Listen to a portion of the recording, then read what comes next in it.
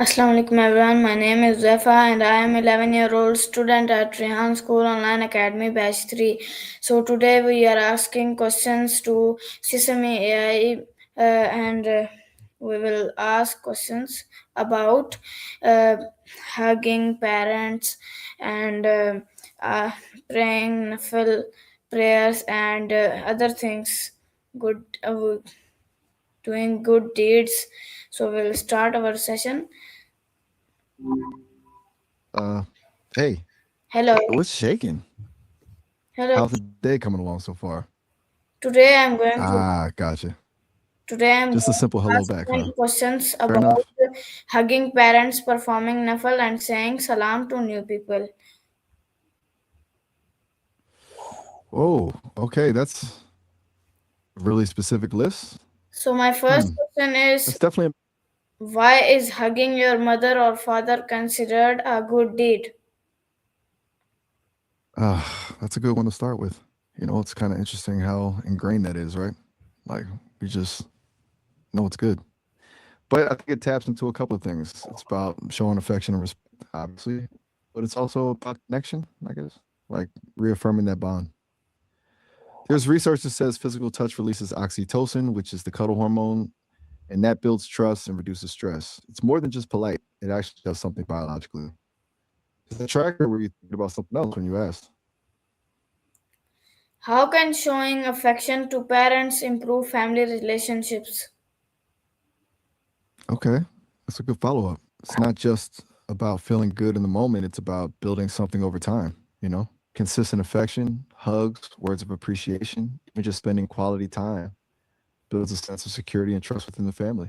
Everyone feels seen and valued, it reduces conflict, and makes it easier to communicate openly. It also models healthy emotional expression for everyone involved. I've heard that families who are good at showing affection tend to be more resilient when things get tough. Does that make sense? Yes.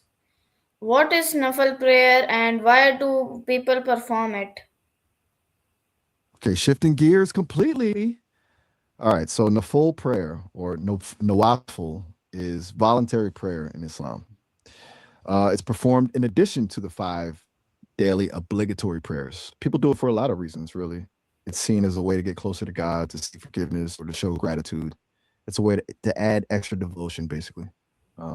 Some people do it at specific times, like before or after the obligatory prayers or during the night. It's considered a supererogatory act, meaning it's something that earns extra reward without being required. Does that explain it all right? It's a bit outside my usual areas of knowledge, admittedly. Okay. How is nafal different from obligatory fard prayers? Ah, good clarification to ask.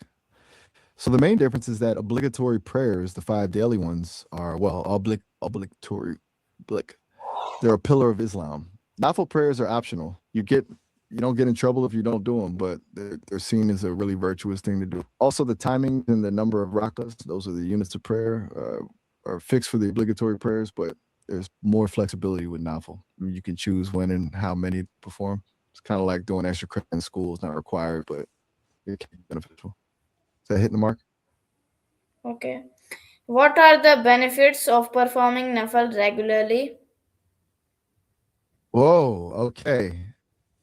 Now you've got my attention. You mean navel gazing, like contemplating your belly button? Because I think there may be a little confusion in the audio there. I've heard of people doing mindful exercises, focusing on the breath and the area around the navel, but not actively performing it regularly as a practice. Is there something specific you're referring to? I'm genuinely curious because that's a new one on me. Okay. Tell me other questions. Why is it important to greet a new person with salam? Right. Back to social customs. Okay, so greeting someone with Assalamu alaikum, that's the Islamic greeting, meaning peace be upon you, is a really big deal. It's considered a sunnah, which is a practice of the Prophet Muhammad. It's not just politeness, it's a way of actively wishing peace upon another person. It's a gesture of respect and brotherhood, and it helps build a sense of community. Plus, responding with wa alaikum assalam and upon you be peace is considered an act of showing good. It's a really beautiful exchange, honestly. Does that make sense? Or am I going off on a tangent? It's obviously makes sense. And what does saying salam mean, and what message does it convey? All right, go a little deeper. So, salam literally means peace, but it's way more than just that single word. It's a declaration of goodwill, blessing, and a recognition of the inherent dignity of the person you're greeting. It conveys a message of safety, security, and harmony. It's essentially saying, I acknowledge your humanity and I wish you well. It's rooted in the idea that peace is a fundamental value and is something we should actively seek and spread. It's not just a formality, it's a genuine expression of hope for the other person's well being. It feels a lot more meaningful than just saying hello, doesn't it? Yes. How can small acts Good. like greeting others and helping parents impact society? That's a really interesting question, actually. It's easy to think of those things as individual actions, but they really do ripple outward. Small acts of kindness, like greeting someone with respect or showing affection to your parents, build stronger communities, foster empathy, trust, and a sense of belonging.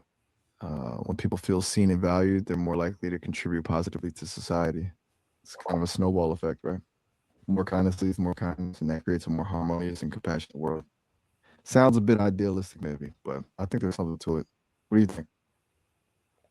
I think it's very good thing, and it impacts society really. What values do we learn from respecting parents and offering extra prayers? Definitely.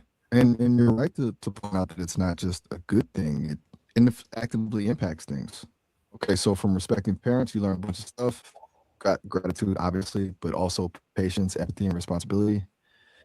It teaches you to honor your elders, to recognize the sacrifices they've made, and offering extra prayers, those novel prayers we were talking about, cultivates humility, discipline, and a deeper connection to something bigger than yourself.